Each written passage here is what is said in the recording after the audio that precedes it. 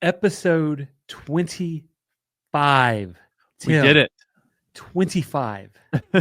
We're a quarter Wow. way to 100 episodes. That's right. So we're basically almost at 100 episodes. So if we think of it that way. Yeah, if you think of it, yeah, quarter. It's called podcast math. That's right. Exciting times is Easter's coming up this Sunday. Yes, it is. Which is a beautiful day to celebrate, and also a day of Easter bunny stuff and candy and all those fun things coming up. Our kids are grown. My daughter won't even be home. My son will be doing his thing. So no Easter egg hunts this year for us. What do you got going on in your world, Billy? Dude, we're gonna head to Huntsville for the weekend. Okay. Go see the grandparents, spend some time up there. Michelle and I are gonna get to go on a little date. We're gonna go to Top Golf and I love Top Golf. Yes, I've never done it before, so be excited. Oh, really? Okay. Yeah, and then we're gonna head back before Easter so we can go to our church and do Easter here. A few years ago, Chloe got up before everybody else and just did Easter all by herself. And so when Lily woke up and we woke up, she was just sitting on the couch and all the eggs had been found and opened up and there's chocolate everywhere. And I'm like, oh my gosh, girl, you can't do that. You can't do that. And so we had to go rehide all the eggs so Lily could have Easter. I was sure that Lily was thrilled with that. Well, thankfully she was young enough where it didn't really matter. But got it. Okay. I was like, girl, just come wake us up. We'll be right there with you. That's hilarious. This was a few years ago, so she's better. We don't have to worry about that. But yeah. Okay, good. Get really excited. Yeah. But yeah, man, it's been going good. Yesterday is Michelle works 4 days a week, and so like on Tuesdays she's off, right? And man, I'm telling you, we do all of our errands. We get everything done while the girls are at school. And then after school, we have dance. And so like back and forth multiple times because of course, all the dance is at different times for each of the girls. And so it's lots of back and forth. But yeah, we were out and about doing errands, and we have this new coffee stand in town. It's called Seven Brew, and it's over by the university. And every time we drove by, it is like 50 cars deep, 2 lines, right? It's like we have Chick-fil-A. One too by us.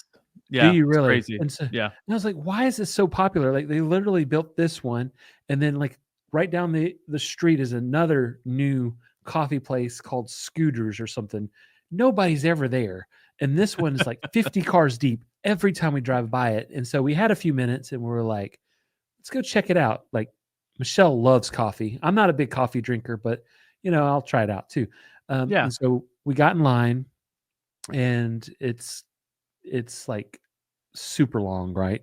We're okay with that, but it took like 20 minutes to get up to the front and get our order in and everything. So we order our coffee, but we're looking at the windows, and they have drawn on the windows like with markers and stuff. And they on one window they're like the barista of the month, and on the other one, oh, okay. I was looking at this, and I was like, Michelle, does that sign not say head of the month?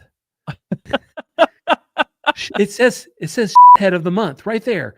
Like seriously. Oh my God. She's like, no, that says shift. There's an F. But I was like, that doesn't, it says head right afterwards. And we're like looking at it. It said shift lead of the month, but the way that in between the T and the lead, it looked like head, like legitimately. It just I guess based off the sun glare and stuff. I was like, oh, that's my goal. I'm gonna go for the of the month. Put me down for one of the heads of the month special. Yeah, exactly. And so so we got the coffee, and it was okay. It's not worth the 20 minutes in line, but we got to experience and have a good day. So that was our fun little story. That's from hilarious. Our errand day of running errands and going about town and stuff. So, but yeah, we're excited to travel this weekend and see family and go have fun and get to have a date too. That's always fun. So exactly. I remember those days. The date nights are far Far. and few in between or Mhm. whatever. Yep, And so it's always good, whatever exactly. you can make a date night, even if it's just like a couple hours. Like that's Just yes. gold, Yes. Jerry, gold. Yep, and so that's what we're doing. So Okay. y'all just gonna hang out this weekend in We'll actually be in Cincinnati. Mexico. Oh, that's right. You Yeah, are gonna be in Mexico. That's why we're filming back-to-back episodes right now. that's correct. Well, there ain't nothing to it but to do it. Are you ready, my friend? You better believe it. Let's get into all the everything, y'all.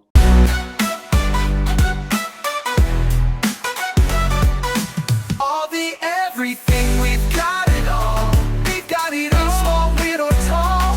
So grab your snacks, sit back, don't stress. Cause Tim and Billy talk about the randomness. From ancient Rome to UFOs, we'll take you where the weirdness goes. It's two guys talking way too loud about stuff that makes no sense, but we're kinda proud. Welcome to the madness. Well, I'd love to welcome everyone back for another amazing episode of All the Everything podcast. As always, I'm one of your hosts, Tim Sawhook, and I'm joined by my man, the guy that says Alabama over and over again. That's all he believes Alabama. in. Alabama, roll tide. over Roll and over again.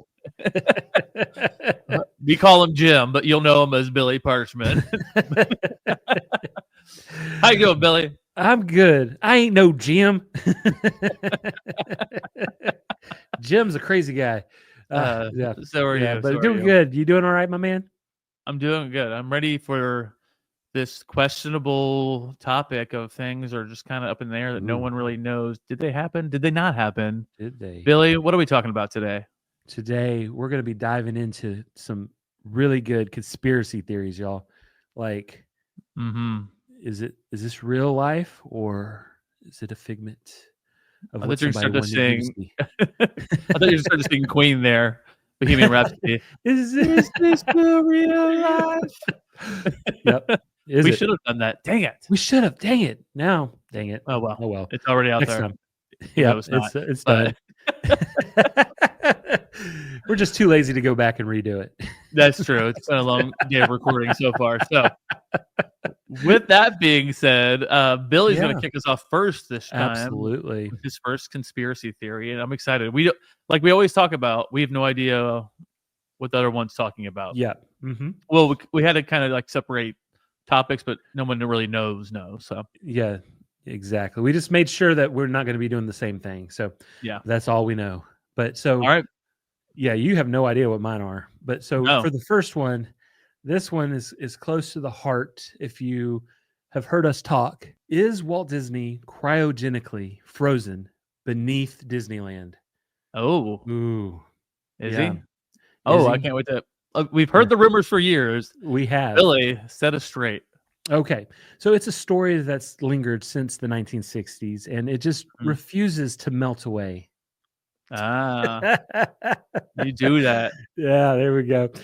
Some people dismiss this as just pure fantasy. Others, Mhm. they're convinced. You know, there's a frosty tomb underneath Disneyland, housing the man who created Mickey Mouse, Sleeping Beauty Castle, and just a multi-billion-dollar empire. So, where did this rumor come from? And is there any truth to it? So, today, let's unpack that all, okay? Yeah, I love it. So, let's start off with the death of a dreamer. Yeah. Walt Disney, he died on December 15th, 1966, just 10 days after undergoing surgery to remove a tumor on his left lung. Mhm. He was 65 years old and had been a lifelong smoker, though we rarely see photographs of him smoking because they did kind of guard that pretty heavily. True. But according to public record, Walt was cremated just 2 days later, and his remains were put in Forest Lawn Memorial Park in Glendale, California. Okay. It's a very famous grave site. Lots of actors and Hollywood folks are buried there. And so you can actually go visit his grave. It's not like guarded or anything like that. It's something you can go see. Mhm. So the official story is Walt Disney was cremated. So where did this frozen idea come from, right? Mhm. So the theory emerged shortly after his death. Now, it's important to note that around this same time in the late 1960s, cryogenics was just entering like the public awareness, right? So Right. there was this this doctor. His name was Dr. James Bedford, and his remains were actually frozen. Okay. So it sounds really futuristic, and it still is to this day. Walt Disney, being the Imagineer, the creator of so many futuristic things, he was working on Epcot, like basically a futuristic city of tomorrow, as as he passed away. So that was something just on the forefront of everybody's mind, right? Right. So it wasn't a far stretch to think, oh, this is something that Walt would have done, with science and everything, basically freezing your body, so that when science caught up, and the technology caught up, they could basically bring you back to life, when they could heal whatever it was that killed you. And so they were freezing your body to preserve it so that they could in one day bring you back to life. Right. And so it wasn't a huge stretch of the imagination to think, this is something that Walt would have done, but this is where things get kind of murky because there was no evidence, none whatsoever, that Walt Disney ever even expressed any interest in this particular science, right? Okay. Not in writing, not in interviews. He never said anything privately to any of his friends. In fact, his daughter, she calls the rumors just preposterous, just ridiculous. She said that he had no interest in being frozen, that he was a pretty practical man, actually, when it came to death. Right. And so where did the idea actually come from? Some say it was like this journalist, or a studio employee that had just started a rumor, kind of as a joke, Right. And then, of course, somebody misheard it. And then the comments just kind of spiraled out of control after that. Others believed it was fueled, by the secrecy of Walt's final moments and final days, and how quickly he was cremated after he passed away and how private the funeral was. But I don't think 2 days after passing away is super quick. I mean, my dad was cremated when he passed away, and it was fairly quick as well. So I don't know if that's just out of the norm or just what the normal timeline is. So Right. Well, I don't maybe know. people think it was weird because Walt Disney was such a public figure that Exactly. maybe they thought he would have been put on what do they call display or Exactly. Like, yeah, then that very had, well like could be heads of it. Like, state and stuff like that. Yeah. exactly. They can have more to do, I guess, with his final thing, and they kept it more private and family Yeah. oriented, and it wasn't as public as well. So that very well could be where all that came from. So let's move on to the weirdest part of the story, Okay. the alleged location. Have you heard this before? Where do they claim? Have you heard where we're actually in Disneyland? Walt is supposedly buried beneath Well, what I've heard is below the castle. that. Yeah, a lot of people have said below the castle, but That's the only one I've ever heard. Yeah, the main rumor is that he is frozen underneath Pirates of the Caribbean. Oh, okay. Yeah, and the idea of that, of his body, or some rumors say it's just his head, depending on what version you hear, that it was Pirates of the Caribbean, and that's because this was the final ride that Walt ever worked on before he passed away. Yeah. And so, yeah, he personally worked on this. And at the time, it was revolutionary. They had all these automatronics and Right. different attractions on there that you go through, and they actually used real skeletons when it first came out, apparently, because they thought that the fake skeletons were just too fake looking, and so they went to UCLA Medical School and got cadavers, bones, and still rumors today that there might be one skull there, but I think they've replaced it all. But Oh, yeah. so so there was this whole rumor, of actual real life bones being down there, and it was something they were actually actively working on when he passed away. And so that's where the Pirates of the Caribbean legend came from, that he was underneath there. Oh, that's cool. I never heard that one. Yeah. So yeah, that's just speculation. And then just kind of moving into another theory, which is kind of interesting, because it's based off the movie Frozen, Anna and Elsa. Right. And so we're going to talk about that and the Google theory.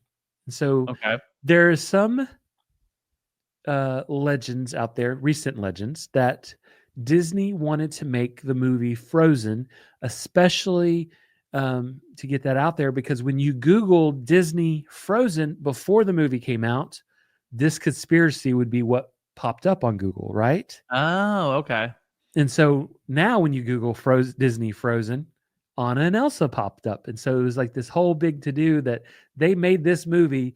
One of the main reasons, and they named it Frozen, is to get that off of the internet and kind of get people to stop talking about it, because it took such a big spiral going out there. So yeah, that was kind of a funny little, hey, yeah, because if you Googled that before 2013, that's exactly what they made fun of it on SNL. They've done all these things and stuff like that. And so now when you Google Frozen and Disney, those two girls come up, so that is so cool. Something to think about. Yeah. And then, is this rumor true? Let's be real. Probably not. It's most likely not. Yeah. Oh. All credible evidence suggests that Walt Disney was cremated. His family, his studio, historians all have confirmed it. There's no documentation, no testimonies, no financial records, because, that would be kind of expensive, especially keeping somebody frozen since the late 60s. Right, exactly. There would be some kind of money trail there.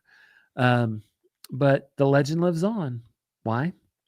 I think because Walt Disney feels bigger than life, right? Yeah. To so many people. He changed entertainment, culture, childhood for so many people. And so it's easier for some people just to think that he's frozen somewhere, just waiting to return. He's waiting. He's just waiting to return. Kind of creepy. But deep down, we all love a good mystery.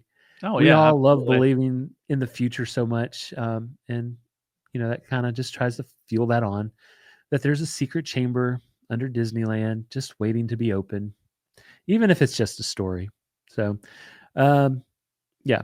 Do I believe that he's frozen? I absolutely do not believe that he's frozen underneath Pirates of the Caribbean. But I just think that's just a fun conspiracy theory and urban legend that's out there.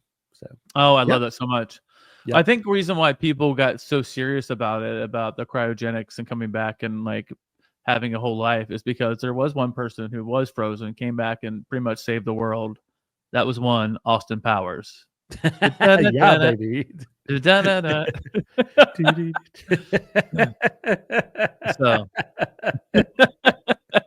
I love it. That's all I kept thinking about the whole time was Austin Powers in my head. I was like frozen coming back. I love it.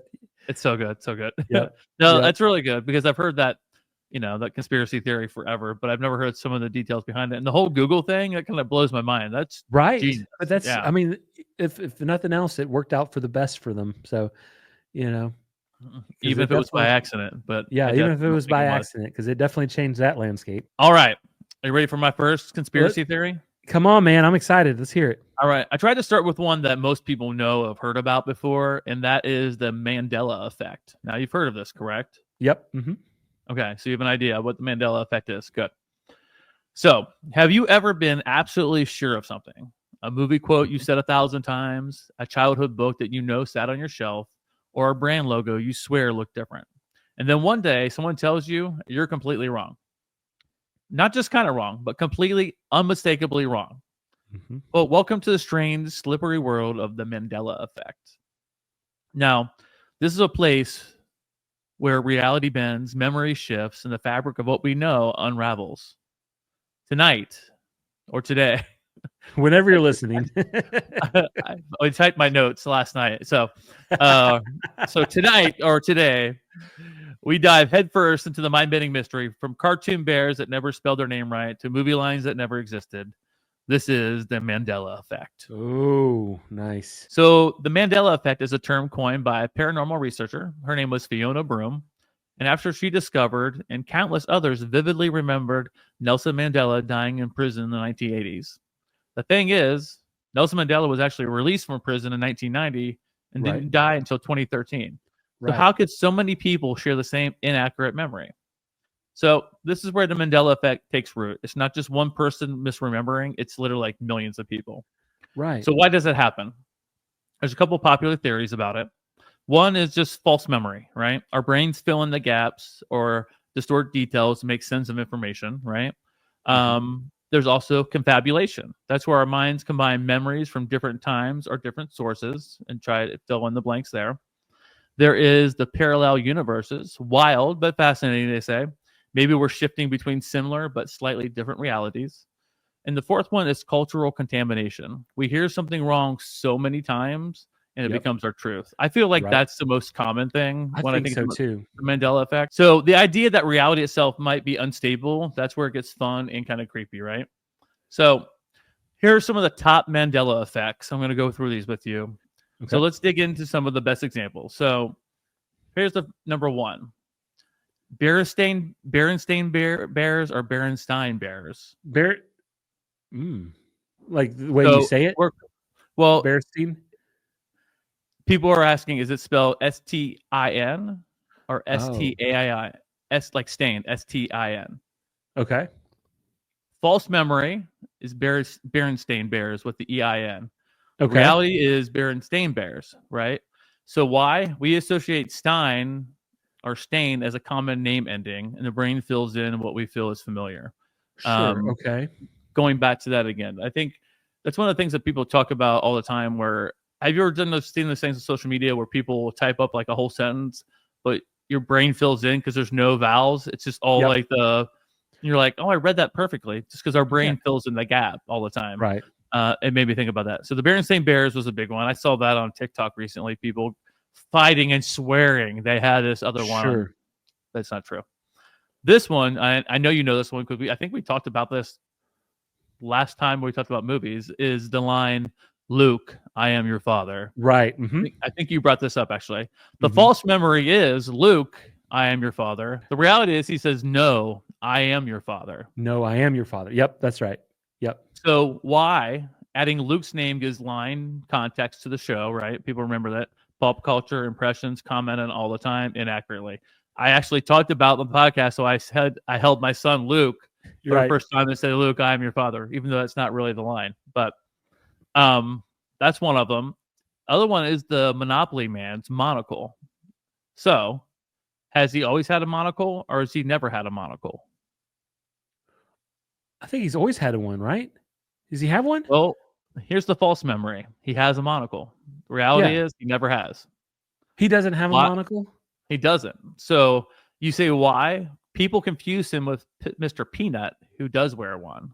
I know Mr. Peanut does, but the Monopoly man doesn't have one? Yeah, I was doing research on this one. I went and typed it up, and I saw a picture. I was like, he's wearing a monocle. Well, it was somebody who had talked about the conspiracy of this and made a picture of him wearing a monocle. And then I took a deep dive on Reddit, and this guy literally talked about every version of Monopoly that ever existed, and that he never had a monocle in any of those. So, he doesn't have a monocle. Yeah, he's just got a top hat. Isn't that crazy? And he's running with a bag of money and a cane.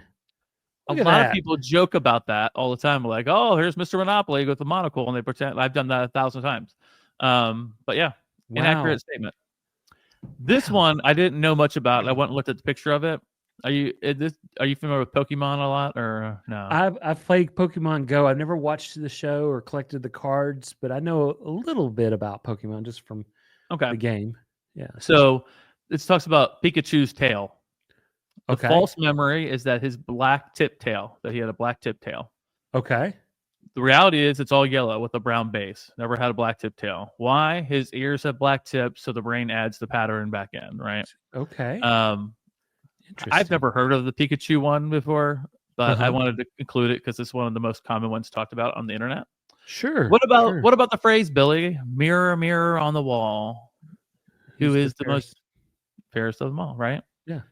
So, is that the right line, or was it something different? What do you think? Is it? Well, now that you're saying it, I think I'm wrong. You are correct. The false memory is mirror, mirror on the wall. When the reality, the line was magic mirror on the wall. Magic mirror. Who is the Yes. fairest of them all? Magic mirror. Yeah. Where did mirror come from? People said it was misquoted in pop culture over and over again, and people just went with it. You know, And when I did this research, I had no idea magic it was mirror on the actually wall. magic mirror on the wall. I thought it was always mirror, mirror. mirror. Yeah. Mirror. Wow. So I'm blowing your mind. Yeah. That's wow. Yeah. Another one was Looney Tunes versus Looney Tunes. Tunes being spelled differently. Is it Tunes or is it Toons? I always thought it was Toons, and then I saw this recently, or am I backwards? It's Tunes. No, go ahead and finish. It's Tunes is what it is, right? You are correct. Because, yes, but I only know that because I recently it's like when the glass shatters, then you realize it, and then it's and I realized that. So no, it's true. So I actually had never heard this one either. So false memory is Looney Tunes, Toons. Because it's like a cartoon. You think it's like cartoon. Yeah. I don't even have to say it. You just said everything. There you go. I stole your thunder. I'm so sorry. No. You filled in the blanks for me. It's perfect. It was because people see cartoons and they thought Looney Tunes seemed like the natural thing. And then people have said it for wrong or typed it wrong for years. Yeah. This one I thought was really weird, but it was in the top 10, so I shared it. It was Febreze versus Febreze about the spelling of Febreze. I'm about to say you just said the same word twice. Exactly, right? So how do you think Febreze is actually spelled? Is the question, is it one or two E's? Is that where the I would say that it's two E's. Well, the false memory is that it is two E's. The reality is it's just one E. It's just one E. Yeah. Febreze. Wow. Yeah. Why is because it sounds like breeze, so that's why everyone adds the extra E in when they think about Febreze, which actually makes sense. I don't know why they didn't do it. There was some copyright or something. Man. This one I saw on TikTok a while ago. People talking about the Mandela Effect was the Fruit of the Loom logo. Have you seen this one? I have not seen this one. So picture Fruit of the Loom, right? Everyone can picture it in their head. Was there or was there not a cornucopia behind the fruit? I always see a cornucopia. Yes. Is there one? The false memory is that the cornucopia was behind the fruit. Reality, there was never a cornucopia ever, just fruit only. Now, was it shaped in the shape of a cornucopia?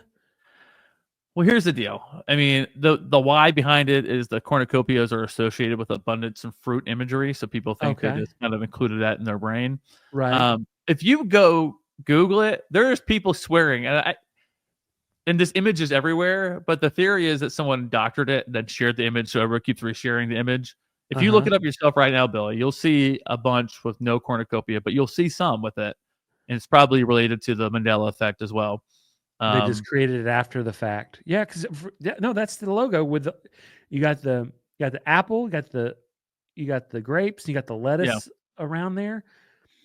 Yep, because that's the original one. Because Michael Jordan was a spokesperson for Fruit of the Loom in the 90s. Oh yeah, and so me being the 90s basketball kid that I was, I always bought Fruit of the Looms because Michael Jordan wore Fruit of the Looms.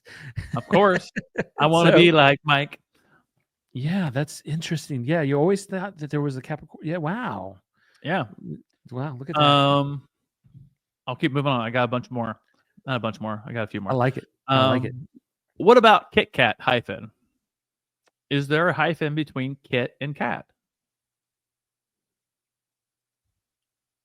I don't. Yes. Right? Well, the false memory is that there is a hyphen. The reality is there's not. It's just straight up Kit Kat. Which I should know a lot because I've eaten a lot of Kit Kats in my life. I love Kit Kat. Oh man! But the why behind it again is our minds fill in punctuation so it feels logical or balanced. that it needs a hype. I It just needs a bought a hype. couple. We went and saw the new Minecraft movie, and Chicken we're not- jockey. Sorry. chicken jockey. We are not buying movie theater candy, so we're Right, sneaking that junk in, right? Shh, And don't say so, anything. right, but and so, Chloe and her friend, they both got Kit Kats.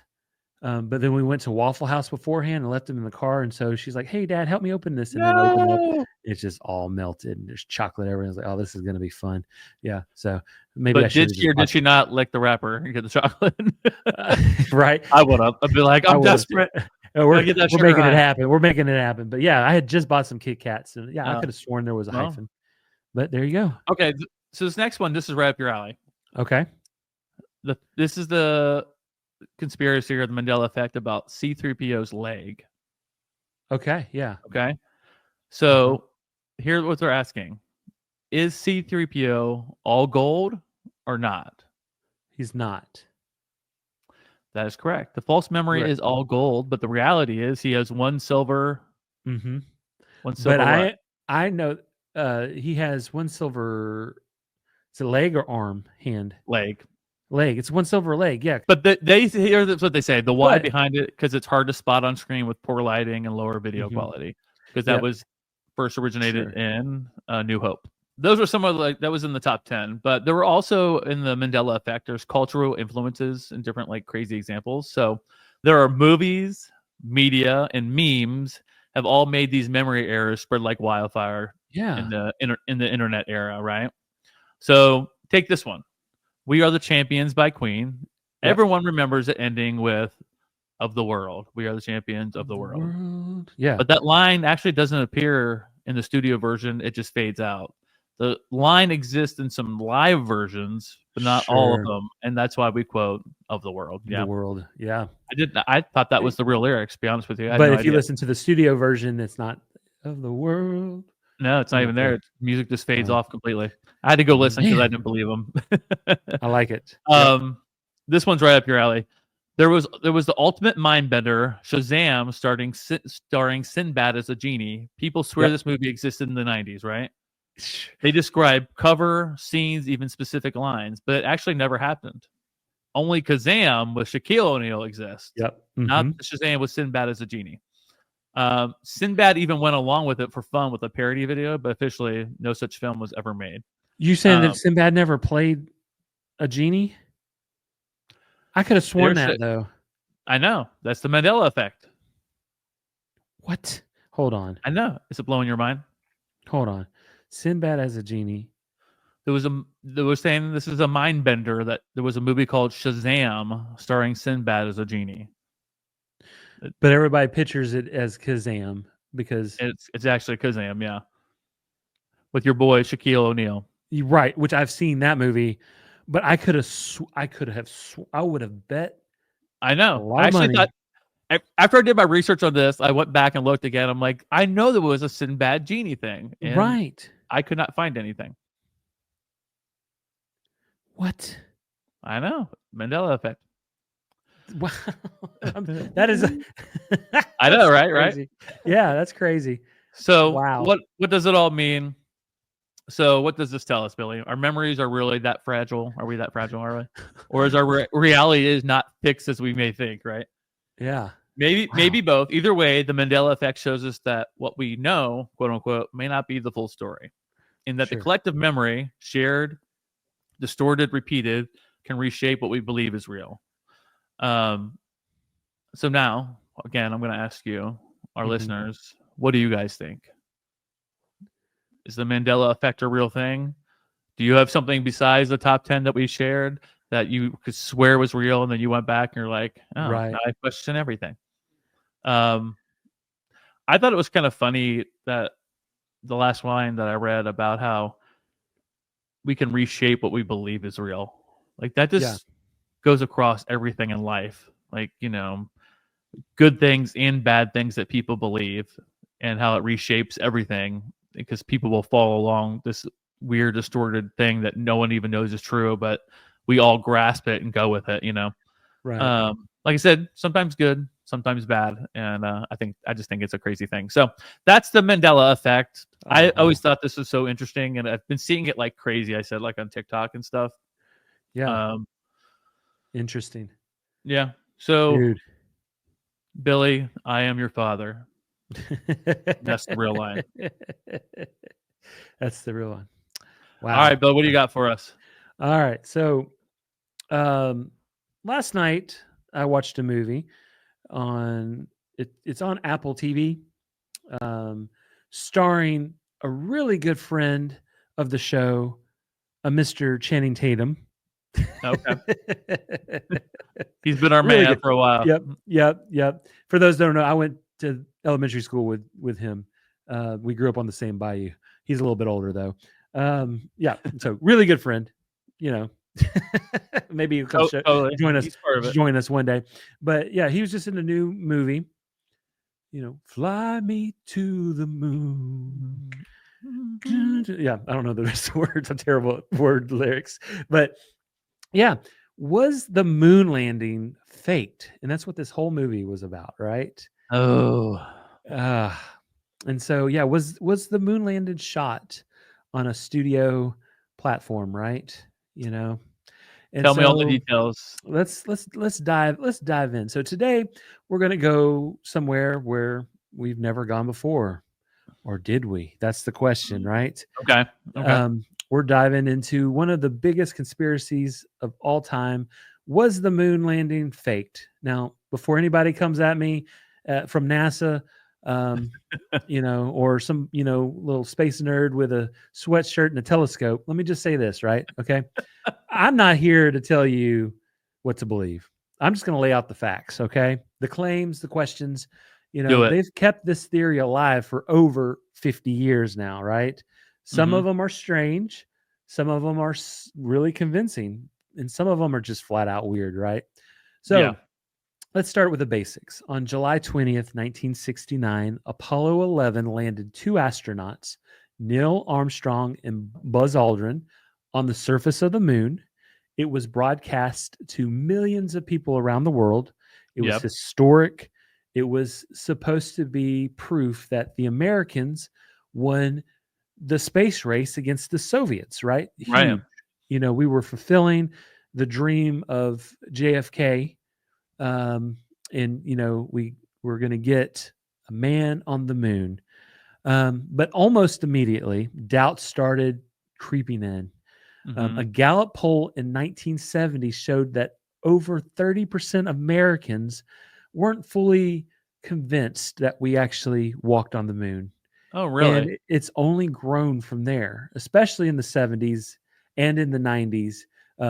You know, there was a show in the 70s that came out that kind of brought this all back to life, Capricorn 1.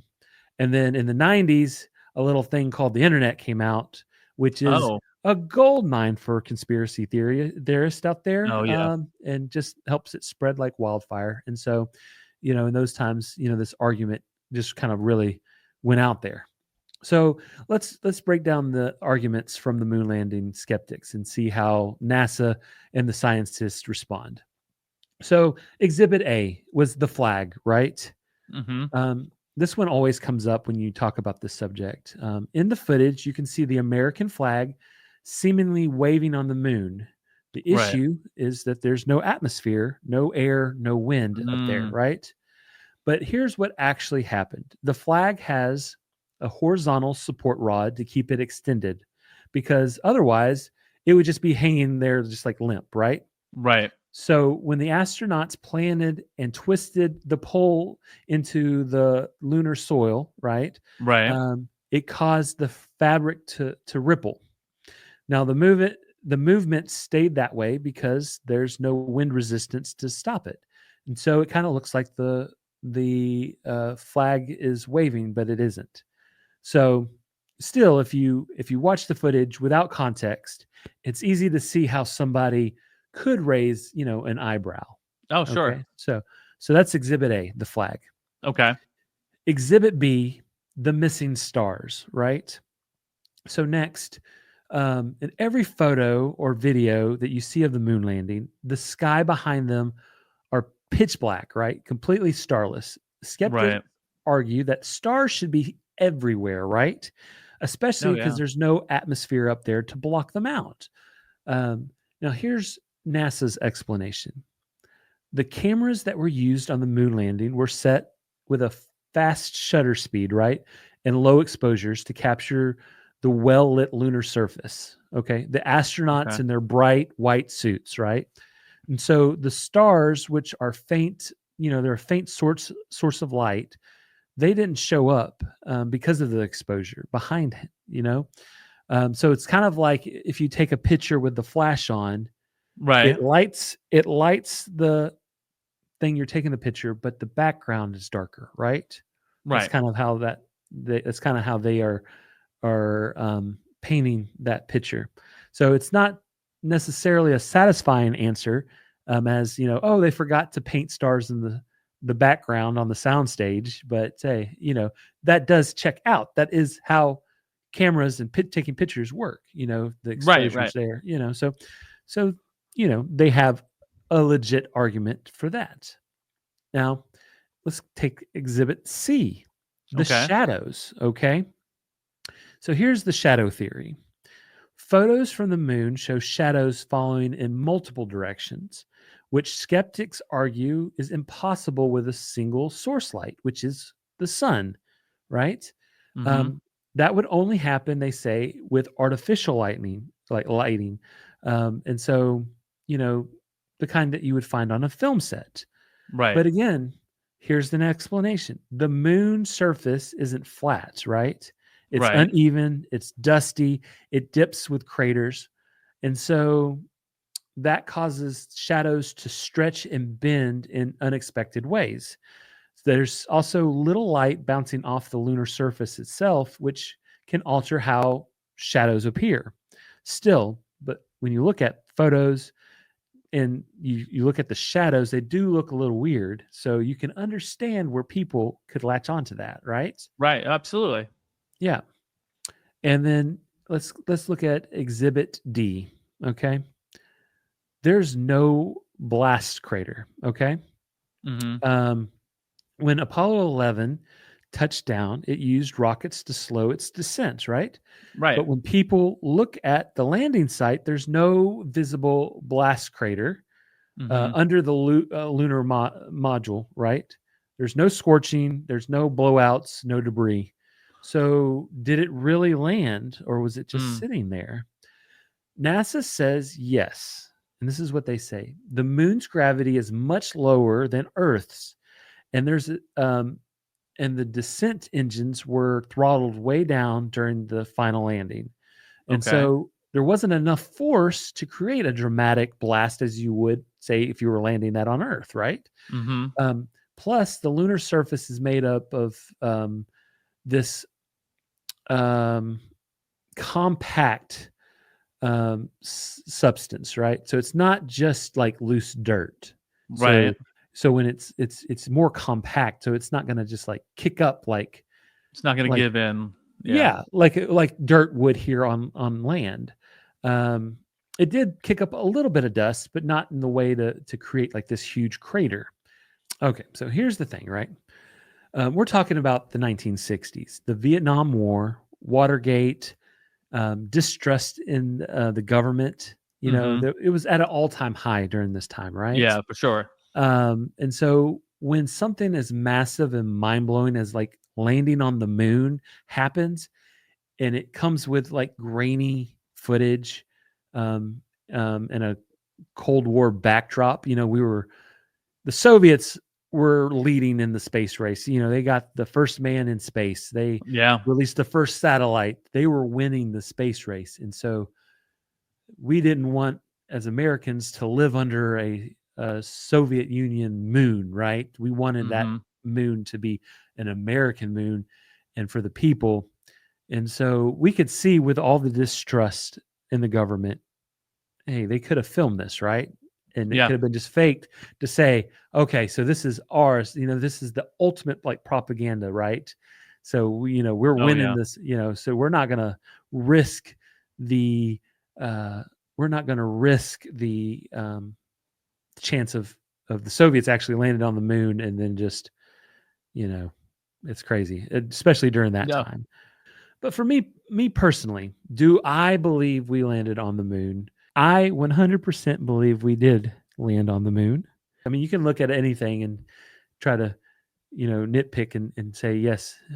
But I do believe in my heart of hearts that, yeah, we did. How about you? I'd say I want to believe, but if someone told me if they found out it was fake, I wouldn't be surprised. Ladies and gentlemen, what do you all believe? Do you believe that was this fake? Was this the biggest conspiracy that could be out there? Or, hey, did this actually happen? Did we land on the moon? Well, Billy, I don't know if we faked the moon landing, but we don't fake this podcast. Are you really That's there? right. Are you actually there? Is that a secret stage? I am here. You're here. Thanks for being real. Yes, you're welcome. All right. Moving on. It's time to buckle up now. Okay. Because we are diving headfirst into one of the most legendary conspiracy theories in American history. Oh. It's a story that blends science, secrecy, and just enough horror to make your skin crawl. A story that the U.S. government insists never happened. Oh, of course. But if you believe the witnesses, some say it did. And they say the truth was so terrifying to ever go public. This is the chilling, mind-bending tale of the Philadelphia experiment. Have you heard of this? No idea what that is. I have not. All This is going to be a new. All right, let's set the stage. Here we go. Let's do it. In 1943, World War II was at its peak. The Allies are locked in a brutal fight across Europe. In the Pacific and the U.S., military is throwing everything at research and development. Radar, sonar, nuclear fission, and some say electromagnetic cloaking. Okay? Okay. So the U.S. Navy, according to the legend, launched a secretive initiative. Not secretive initiative, just secret initiative. Yep. Secretive initiative known as Project Rainbow. Now, Ooh. the goal, to make their ships invisible to enemy radar, right? That's I pretty like cool. it. But that's not the twist. People started whispering that the technology went way beyond radar. They say the Navy was working on a full-on optical invisibility, not just hiding the ship from detection, but literally making it vanish. Oh. So the test subject, the USS Eldridge, a brand new destroyer escort. Here you go, the experiment. October 28th, 1943, Philadelphia Naval Shipyard. The story goes that massive electromagnetic generators were placed on board the Eldridge. Cables were rigged, machines powered up, and when the switch was flipped, something extraordinary happened. Witnesses described that a strange green-blue glow surrounded the ship. Then the Eldridge began to fade until it disappeared entirely, completely gone. Now, was it gone? Not just invisible to radar, gone from sight, from sound, from existence? Who knows? But here's where the story gets wild. Okay. Minutes later, the ship was allegedly seen in Norfolk, Virginia, over 200 miles away, just sitting in the harbor as if it had just teleported there completely. What? Right? I know. This is so crazy. Then, just as quickly as it vanished, it reappeared back in Philadelphia again. Now, here's the aftermath. Teleportation, wormholes, some kind of space and time tear. Yeah. Whatever happened, the most disturbing part wasn't the ship's movement. It was the condition of the crew. And this is where it gets really crazy. Oh, no. Reports claim that some sailors were so disoriented and nauseous, others driven completely insane. A few were said to have vanished completely and permanently, and that wasn't the most terrifying reports. Some sailors were found to be fused into the steel of the ship itself. What? Bodies in metal completely fused together. So there was bodies embedded in walls, limbs protruding from bulkheads, as if the ship and the men had momentarily, during one big jump, didn't fully separate, and when it returned, the bodies were attached to different parts of the ship. It's just creepy as heck thinking about that. Right. It sounds like science fiction, some people say, but it isn't movie, at least not yet. I'm surprised that there isn't a movie about the ship. Right. So let's talk about the science and the source. Supporters of the story believe it was all rooted in Einstein's unified field theory, a theoretical framework that sought to link electromagnetism and gravy. Yes. Gravity. Dang it, I'm hungry. To link electromagnetism and gravity, not gravy. Some say this theory, if manipulated properly, could allow space-time itself to be bent. We've heard about things like that before. Right. So was the Navy really trying to create a cloaking device, or were they on the edge of discovering interdimensional travel? And where did this story come from? Well, in the 1950s, a man named Carl Allen, aka Carlos Allendande, began writing letters to an author named Morris K. Jessup. Now, he was a respected scientist who had published a book on UFOs. Now, Allendande complained he witnessed the experiment firsthand. He sent Jessup strange letters filled with scribbled notes and bizarre claims like secret Navy projects, alien involvement, and tech beyond human understanding. He even annotated a copy of Jessup's own book and mailed it back. So Jessup was so disturbed, he started digging into it. But in 1959, he was found dead. The cause of death? Carbon monoxide poisoning. Oh, no. Official ruling? Suicide. But some believe he got a little too close to the truth, Billy. Oh, man. Now, is this a cover-up or a misunderstanding? So, now let's be fair. Skeptics have picked the story apart for decades. The U.S. Navy has repeatedly denied any such experiment ever took place. In fact, the USS Eldridge's logs for the ship show it wasn't even in Philadelphia during the alleged date. It was supposedly in the Bahamas during that time. Huh. Yeah, they chalked the whole thing up to a hoax, bad memory, or fabrication. We kind of talked about this in the Mandela Effect a little bit ago. Right. But here's the problem. There are classified experiments that don't come with press releases, right? So this might not have been a public thing. Is it possible logs were faked? Yes. Documents were altered, of course. Easy. And that Project Rainbow went underground. Ooh. And then there's this. The story of the Philadelphia experiment was never published in any major newspaper at the time. No public investigation, no footage, no Navy whistleblower stepping forward on the record. Maybe that's because everyone involved disappeared. Ooh, man. Now, the Philadelphia experiment remains one of the strangest, most enduring conspiracy theories of the 20th century. A wartime experiment gone wrong, a leap forward in technology we weren't ready for, or just a clever tale born from the mind of a troubled man. The truth might be hidden in a locked file cabinet in Washington. When they say that, I picture Indiana Jones at the very end where there's all this there's all those boxes on the shelf. Or maybe the truth never made it back because everyone disappeared. Either way, the question lingers. Did the U.S. government crack the code of invisibility and teleportation over 80 years ago? And if so, who else has been doing it since then and how often? So, I ask you, fellow listeners and watchers, do you believe that? Do you believe that ship disappeared, ended up in Norfolk, came right back, and that the bodies of the people fused with the steel of the ship, limbs protruding everywhere, bodies embedded in the walls? I hope to God not. No.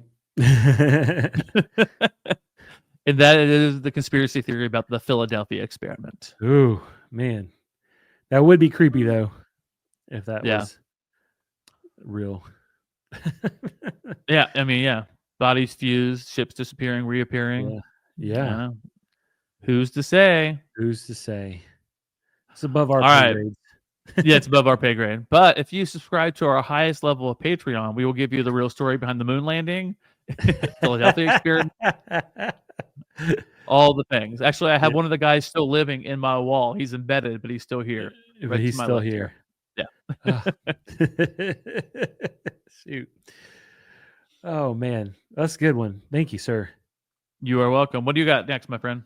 All right. Well, today, let's dive into a mystery that's haunted the music world for decades, right? Oh. A story that includes car crashes, backwards messages, hidden clues, a funeral procession, and the most famous band in human history. All right. That's right. Today, we're asking the question, did Paul die in 1966 and get replaced by a lookalike? Have you heard this? Have you heard this? I have never heard this one before. Oh, well, buckle up, sir. Seatbelt on. Yeah, this is Paul dead conspiracy. Okay. Okay. So it's 1966. The Beatles are at the height of their fame. They just released Revolver.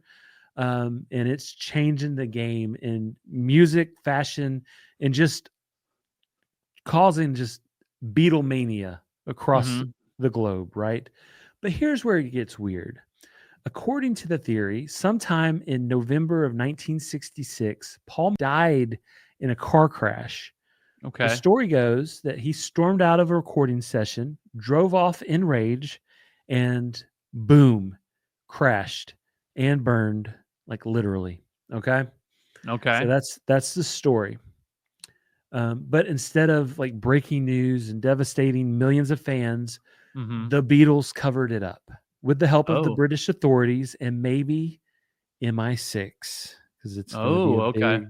So we're getting Bond involved, right? Oh, yeah. So they allegedly held a secret contest to find a Paul lookalike.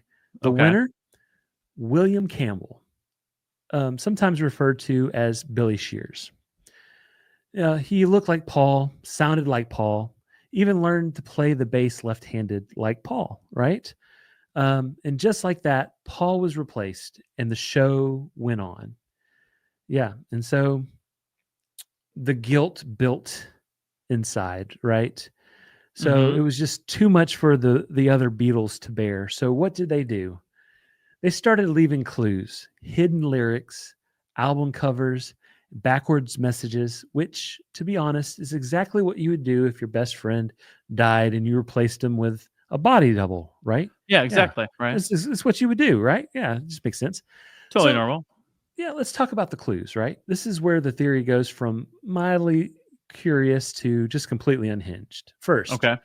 Sgt. Pepper's Lonely Hearts Club Band album, right? It was a gold mine for conspiracy theorists. The whole vibe of the album is like a funeral. It's bright and colorful, sure, but it's not the Beatles that everybody knew. Right. It was the idea that they were burying the old Beatles and presenting this new band with a new Paul. On the cover, there's a hand hovering over Paul's head, symbolizing death in some Eastern cultures. Okay. Mm. So that's clue number one. He's wearing a patch that says OPD, which some people claim stands for officially pronounced dead. Mm. In reality, it's a patch from a Canadian police department, but who That cares? could be either one. Yeah, right. And then there's the famous Abbey Road cover, right? Mm-hmm. You've seen it. Everybody's Oh, yeah. imitated it. But in the context of this theory, it's a funeral procession. John is in white, like a clergyman. Okay. Ringo is in black, like an undertaker. George is in denim, like a gravedigger. And Paul, he's out of step with the others, barefoot, eyes closed, holding a cigarette in his right hand. Paul was left-handed. And some conspiracy theories say this is symbolic for he's the corpse. Oh. So that's something to think about. But Okay. we're just getting warmed up, right? Okay. Okay. Let's talk about backwards messaging, which was prevalent in a lot of older music that were Yeah. played on record players, right?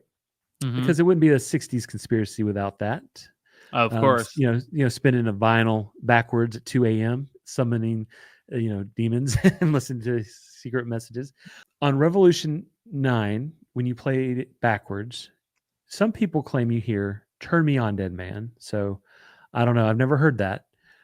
In Strawberry Fields Forever, John Lennon is supposedly muttered, "I buried Paul" at the end. Though John Oh, later okay. he said cranberry sauce. So I buried Paul, cranberry sauce. I don't know. Does it sound familiar? Wait a minute. Yeah. So Those two don't even sound remotely familiar. right. together. Like, so people are saying he said I buried Paul, but John says, no, I didn't say that. I said cranberry sauce. So Obviously, he panicked in the moment. Yeah. No, it's a cranberry sauce. Yeah. Dang it. Yeah. And then there's a lyric in A Day in the Life, which says he blew his mind out in a car. That didn't help things, right, with this whole conspiracy. No. So let's be real. Paul is still very much alive. He's released decades of music, gone on world tours, and he's even poked fun of these theories himself, right? He's joked about it and called it "Rumors of my death have been greatly exaggerated." Even once appeared on the Late Show with with David Letterman and said, if I were dead, I'm sure I'd be the last to know it. So, and honestly, you know, William Campbell, did he pull this off? Is he like the greatest actor of all time? Does he deserve knighthood or an Oscar? You know, if that was true, who's to say? But yeah, because that would have been. I mean, along with decades. the rest of the Beatles, because they all had to act, right? If that's the case. Exactly. Yeah. Exactly. But that's kind of what's kept this alive over time. And, you know, people just kind of want to land, you know, just latch onto something and, you know, roll with it. So yeah. Did Paul actually die? What do you think? I don't think so. I don't either. Who am I to say? I've never heard that before. I've heard about I've heard about messages in Beatles songs played backwards and stuff, not remembering exactly what they were. That kind of sounds familiar, but beyond that, that was a good one. Good job. Yeah, thank you. Yeah, no problem at all. No problem at all. Okay, I'm going to give you my third and last one for today. Come on with it. All right. Well, today we're about ready to go way off the deep end. You ready to go with me? Let's go. Okay. What if I told you the U.S. government ran secret underground experiments involving time travel? Kind of sound familiar a little bit? Ooh. Teleportation, psychic warfare, mind control, and even interdimensional portals. You might say I've been watching too much Stranger Things. Sound familiar? Yep. But what if I told you Stranger Things was inspired by a real life conspiracy? Did you ever hear this? No. Okay, well, you're about to. So this is the story of the Montauk Project, a bizarre web of classified experiments, lost memories, and government secrets hidden beneath the sandy shores of Long Island. Ooh. So, Billy, like you said in the last story, buckle up. Here we go. Part 1. Welcome to Camp Hero. So let's set the scene. We're heading to Montauk, New York, the eastern tip of Long Island. There sits a now decommissioned Air Force base called Camp Hero. On the surface, it looks like your typical Cold War era radar installation, complete with a massive, eerie Sage radar tower that still looms over the area today.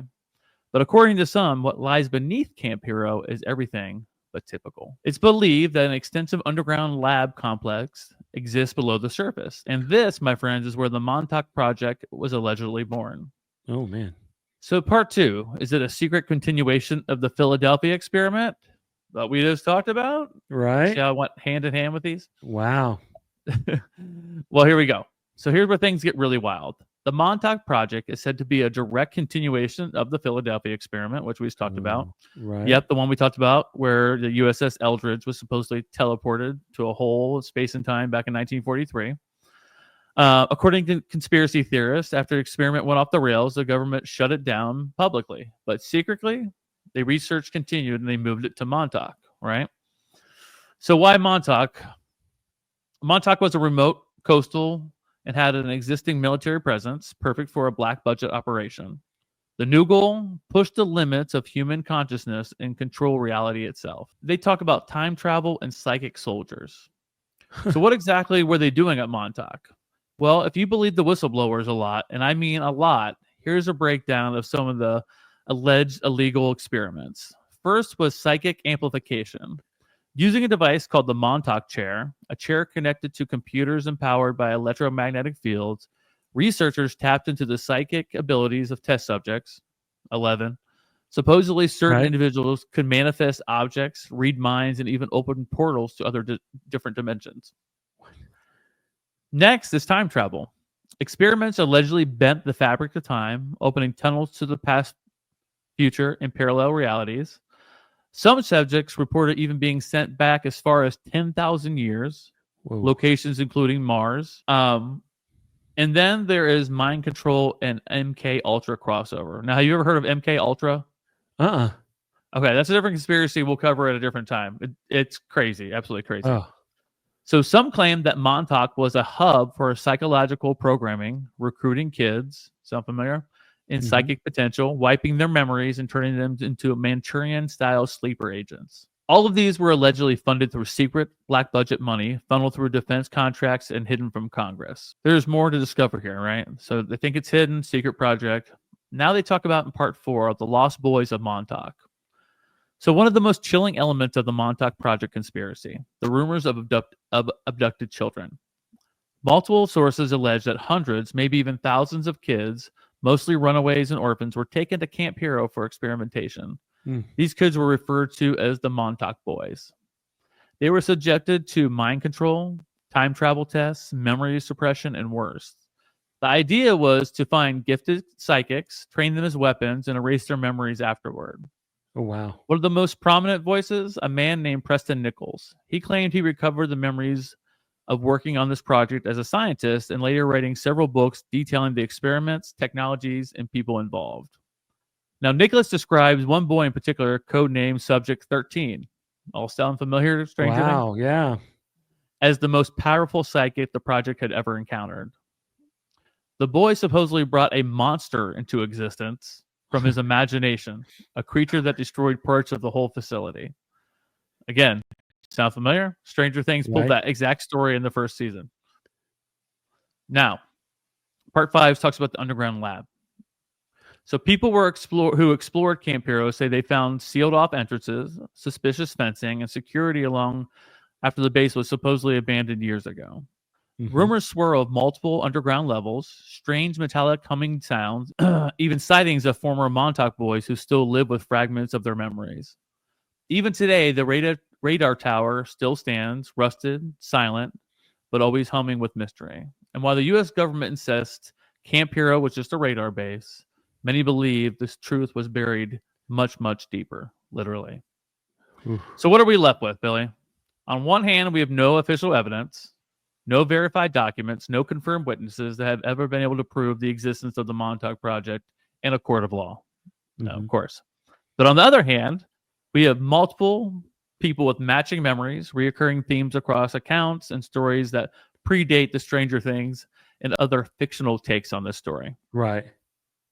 So we have strange architectural anomalies at Camp Hero, decommissioned radar equipment that no one can explain, and plenty of people claiming that they've remembered things that weren't supposed to remember. So if it's all fiction, it's incredibly detailed. If it's real, well, we're all screwed.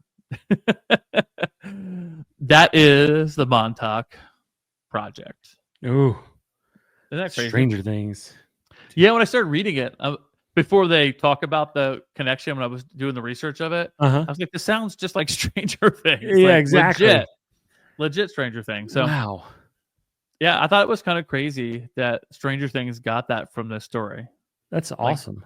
Yeah, it is kind of cool when you look at it. So, yep. So that's a conspiracy theory about the Montauk Project.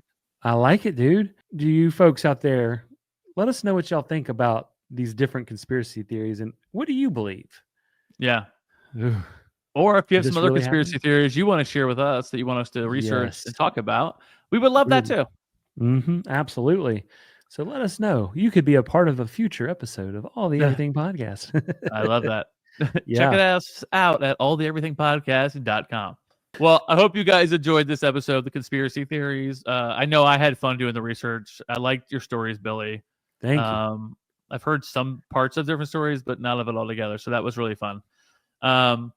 We didn't mention at the very beginning of this, but we started a contest last week talking about if you leave a 5-star written review that, and it's a new one, that you have a chance of winning a $25 Amazon gift card. We were going to do that for 2 people. But Billy, what was the other thing we were going to do?